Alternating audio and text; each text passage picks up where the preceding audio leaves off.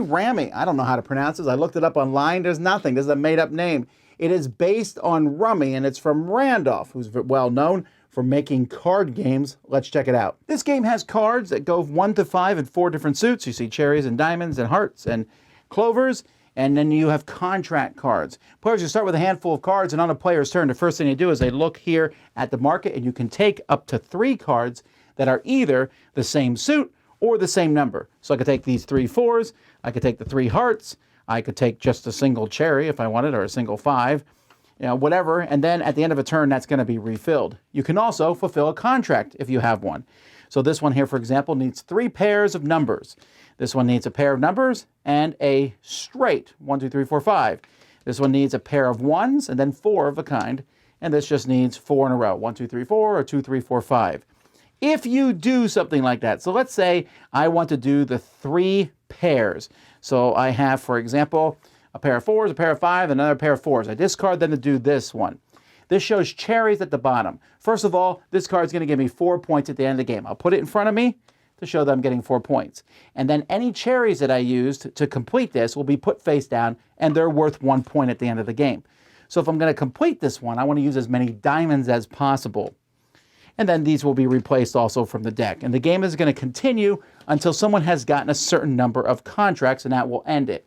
The rewards here will be handed out. These are like tossed up at the beginning of the game. They have 2 sides to them, so whoever has the most contracts with pairs, most contracts with 3 cards, the most diamonds, the most 4-leaf clovers. Players also have a single point token that's worth a point to them at the end of the game, but they can also use it as a joker to help them complete contracts.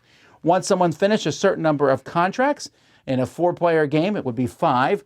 That ends the game. You count up your points. Whoever has the most is the winner. This game is an incredibly charming little game. Rami is, it takes the aspects of running where you're trying to collect for sets, but it plays so quickly. I'll take these cards. I can complete a contract or not. Next, refill. And you can almost always get 2 cards, at least from that middle set. But you're trying to collect things to complete things, the little contracts out there before everybody else. The card quality is very well done. It's really easy to tell the suits apart. The little contracts are easy because if they don't show anything, that means they're all the same number. And if they show the arrow, that means it's a run. And anyone who's played Rummy will understand that, but anyone else will also be able to. This is a great family game. I had a lot of fun with it. There's not a huge amount of depths of strategy in it, but I'm still giving it an 8 out of 10 because I just found it to be very pleasant, very enjoyable.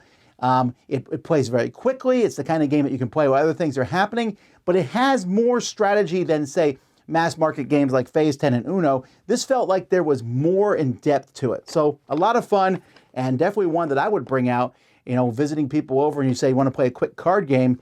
This is one that you just teach a few rules and they'll jump into and be able to play pretty easily. Rami, a lot of fun.